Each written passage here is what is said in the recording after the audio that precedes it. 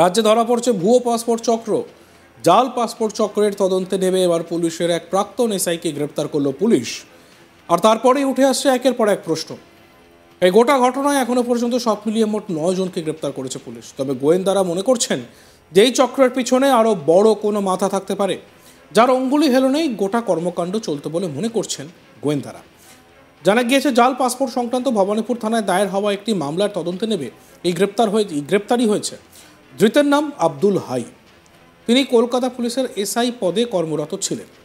তিনি এসসিওর পাসপোর্ট সেকশনে কর্মরত ছিলেন বলে জানা গিয়েছে। শুক্রবার ৩রা জানুয়ারি রাত 12:15 নাগাদ উত্তর 24 পরগনার হাবড়ার অশোকনগর থানার পুলিশ এই অভিযান চালায়। ওই প্রাক্তন পুলিশকর্মীর বাড়ি কামারপুকুরের গুমা রোডে। সেখান থেকেই রাতে গ্রেপ্তার করা হয় অবসরপ্রাপ্ত পুলিশকর্মীকে। ধৃতকে শনিবার 4 জানুয়ারি আলিপুর আদালতে তোলা হবে। অভিযোগ, এই ধৃত আব্দুল হাই পাসপোর্ট সেকশনে কর্মরত থাকায় পাসপোর্ট চক্রের দালালদের টাকার বিনিময়ে পুলিশের সহায়তা দিতেন। সূত্রের খবর, লালবাজারের এসআইটি এর নজরে আরও বেশ কয়েকজন রয়েছেন এই খবর পাওয়া যাচ্ছে। আর এ বিষয়ে আমাদের প্রতিনিধি রাজেশ সাহার একটি প্রতিবেদন আমরা দেখব।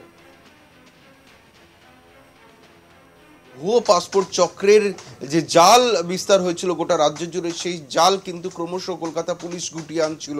তদন্তে কিন্তু একের পর এক চক্র সামনে আসছিল। পাসপোর্ট জালিয়াতি চক্রের যারা মাথা, যারা পান্ডা, যারা মাস্টার মাইন্ড, তারা কিন্তু একের পর এক ধরা পড়ছিলেন।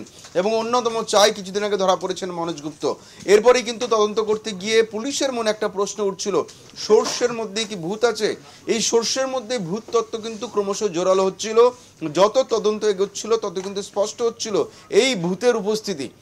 এবং সেই ভূতের সন্ধানে কলকাতা পুলিশ তদন্ত চালাতে গিয়েই দেখা যায় কিন্তু যে কলকাতা পুলিশের যারা পাসপোর্টের বিষয়টি দেখভাল করেন, যারা এসসিও সেকশনে আছেন, অর্থাৎ সিকিউরিটি কন্ট্রোল অর্গানাইজেশনে যারা কাজ করেন, তাদের মধ্যে যারা পাসপোর্ট সেকশনে, তাদের একাংশের যোগ থাকার সম্ভাবনা কলকাতা পুলিশের তদন্তে উঠে আসে। এবং তাদের প্রত্যেকের ইনভলভমেন্ট খতিয়ে দেখেন গোয়েন্দারা।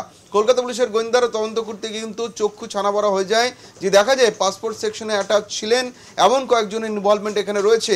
এবং তোমাকে বলে রাখি, এখনও কলকাতা পুলিশের একজন কনস্টেবলের ভূমিকা যেরকম গোয়েন্দাদের আতশ কাচের তলায় রয়েছে, পাশাপাশি আরও একজন সদ্য প্রাক্তন অফিসার, তার ভূমিকা কিন্তু উঠে আসে। এবং তার বিরুদ্ধে তদন্ত করতে গিয়ে দেখা যায় তিনি সরাসরি যুক্ত ছিলেন এই ভুয়ো পাসপোর্ট জালিয়াতি চক্রে।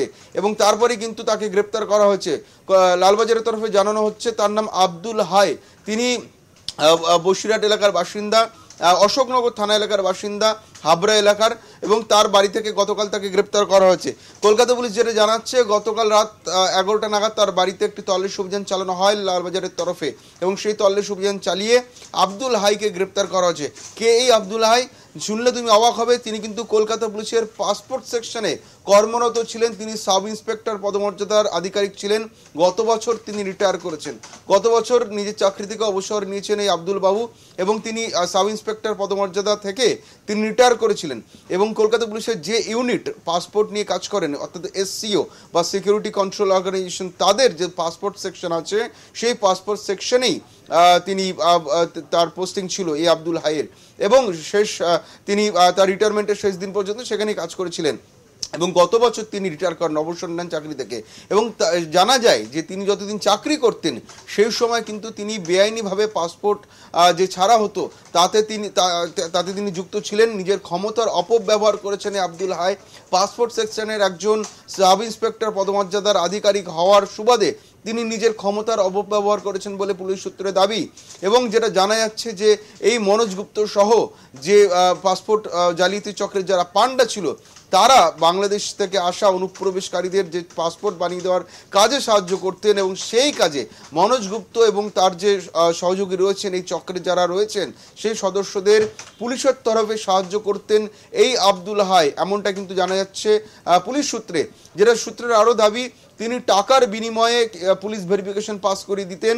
পাশাপাশি পাসপোর্ট ভেরিফিকেশনে পুলিশের যে ভূমিকা সেই দিকটা দেখে নিতেন এই আব্দুল হাই। যেহেতু পাসপোর্ট সেকশনে ছিলেন, তিনি পুলিশের তরফে সব রকম সহযোগিতা করতেন পাসপোর্ট জালিয়াতি চক্রের অন্যতম যারা পান্ডা ছিলেন তাদের। এবং টাকার বিনিময়ে সেটা করতেন। তিনি কত টাকা করে নিতেন সেটা এখনো স্পষ্ট নয়, তবে বিভিন্ন সূত্রের দাবি 20 থেকে 30,000 টাকা করে তিনি নিতেন পার পাসপোর্ট। এই প্রত্যেকটা পাসপোর্ট ভেরিফিকেশন করে দেওয়ার জন্য তিনি টাকা নিতেন এবং সেই টাকার বিনিময়ে বেআইনি পাসপোর্টে তিনি সিলমোহর দিতেন, তিনি ভেরিফিকেশন করে দিতেন বলে কিন্তু পুলিশ সূত্রে দাবি। এবং সেখান থেকে কিন্তু পাসপোর্ট তৈরি হয়ে যেত। যারা বাংলাদেশ থেকে বেআইনিভাবে অনুপ্রবেশ করে যারা ভারতে আসতেন, সেই অনুপ্রবেশকারীদের বেআইনিভাবে ভুয়ো পদ্ধতিতে বা যারা পাসপোর্ট তৈরি করে দিতেন, সেই যে পদ্ধতি, সেই পদ্ধতিতে যাদের ইন্ধন রয়েছে, যাদের ইনভলভমেন্ট রয়েছে, তাদের মধ্যে কিন্তু এই আব্দুল হাইয়ের ইনভলভমেন্টও অন্যতম। কারণ তিনি পুলিশ ভেরিফিকেশনে সম্পূর্ণ সাহায্য করতেন, তিনি পুলিশের দিক থেকে তাদের সহযোগিতা করতেন টাকার বিনিময়ে। ফলে তিনি সমান অপরাধ করেছেন বলে মনে করেন গোয়েন্দারা। এবং এরপরে গতকাল রাত্রিবেলা তার বাড়িতে রেড পড়ে, তার বাড়িতে তল্লাশি চালানো হয়, রাত 11টা থেকে টানা তল্লাশি চালানো হয় এবং আব্দুল হাইকে গতকাল রাতেই তাকে গ্রেপ্তার করা হয়েছে। তার বিরুদ্ধে বিএনএস এর যে একাধিক সেকশন রয়েছে, সেই সেকশন ছাড়াও পাসপোর্ট অ্যাক্টেরও সেকশন লাগানো হয়েছে। আব্দুল হাইকে নিয়ে আসা হয়েছে কলকাতা পুলিশের কাছে এবং আজকে কিন্তু তাকে আদালতে তোলা হবে এবং তাকে জিজ্ঞাসাবাদের জন্য পুলিশ নিজেদের হেফাজতে চেয়ে আদালতে আজকে আবেদন জানাবে। এরপরেই আব্দুল হাইকে হেফাজতে পাওয়ার পর তাকে জিজ্ঞাসাবাদ করে জানা যাবে তিনি আর কি তিনি সাহায্য করতেন, তার ইনভলভমেন্ট ঠিক কী কী ছিল এবং কতটা বেআইনি কাজ তিনি করেছেন, কত পাসপোর্ট তিনি এভাবে পাস করেছেন। এবং সবথেকে যেটা উদ্বেগের প্রশ্ন সুচেতা, সেটা হচ্ছে এই আব্দুল হাইয়ের হাত ধরে কত পাসপোর্ট পাস হয়েছে, অর্থাৎ কতগুলো পাসপোর্ট তিনি ভেরিফাই করে দিয়েছেন। তাহলে কিন্তু দেখা যাবে যে একটা ফিগার পাওয়া যাবে তিনি যতদিন কর্মরত ছিলেন ততদিনে কত বেআইনি অনুপ্রবেশকারী ভারতীয় নাগরিকত্ব পেয়েছেন, কত বেআইনি অনুপ্রবেশকারী ভারতের এই পাসপোর্ট হাতে পেয়েছেন, সে বিষয়টি কিন্তু পুলিশের কাছে স্পষ্ট হবে। তার জন্য আব্দুল হাইকে জিজ্ঞাসাবাদের প্রয়োজন রয়েছে এবং জিজ্ঞাসাবাদের জন্য আজকে আলিপুর আদালতে কিন্তু তারা নিজেদের হেফাজতে চেয়ে আবেদন জানাবে। পুলিশের মাঝখানেই যখন কাউকে পাওয়া গেছে এই ঘটনার সাথে যুক্ত থাকার অভিযোগে, অর্থাৎ শস্যের মধ্যে যে ভূত, সেই তত্ত্বই কিন্তু সামনে আসছে। এবং যখন থেকেই পুলিশ কর্মীর যোগাযোগের সম্ভাবনা সামনে আসে তখন থেকে তার বিরুদ্ধে খোঁজখবর শুরু হয় এবং যারা আগে গ্রেপ্তার হয়েছে মনোজ গুপ্ত এবং যারা অন্যান্য যারা গ্রেপ্তার হয়েছেন তাদেরকে কিন্তু জিজ্ঞাসাবাদ করে কিন্তু এই পুলিশ কর্মীর যুক্ত থাকার তথ্য তারা হাতে পান, কলকাতা পুলিশ হাতে পান। এবং তারপরে কিন্তু এই যে আব্দুল হাই, তার বিরুদ্ধে তদন্ত শুরু হয়। তদন্ত করতে গিয়ে তার বিরুদ্ধে একের পর বিস্ফোরক প্রমাণ উঠে আসে কলকাতা পুলিশের কাছে। এরপরে কিন্তু গতকাল রাত্রে তার বাড়িতে রেড করা হয়। এই ব্যক্তি কিন্তু গত বছর তিনি চাকরি থেকে অবসর নিয়েছিলেন এবং তিনি সদ্য, তার এই মুহূর্তে 61 বছর বয়স। তার বাড়িতে গিয়ে যখন তল্লাশি অভিযান চালানো হয় তিনি কিন্তু গোয়েন্দাদের সন্তুষ্ট করতে পারেননি, অর্থাৎ সন্তোষজনক ব্যাখ্যা দিতে পারেননি এবং তার এই বক্তব্য অসঙ্গতির পরে তাকে গ্রেপ্তার করা হয়। গ্রেপ্তার করে নিয়ে আসা হচ্ছে, আজকে তাকে আদালতে পেশ করা হবে। রাজ্যে ধরা পড়ছে ভুয়ো পাসপোর্ট চক্র, জাল পাসপোর্ট চক্রের তদন্তে নেবে এবার পুলিশের এক প্রাক্তন এসআইকে গ্রেপ্তার করলো পুলিশ। আর তারপরেই উঠে আসছে একের পর এক প্রশ্ন।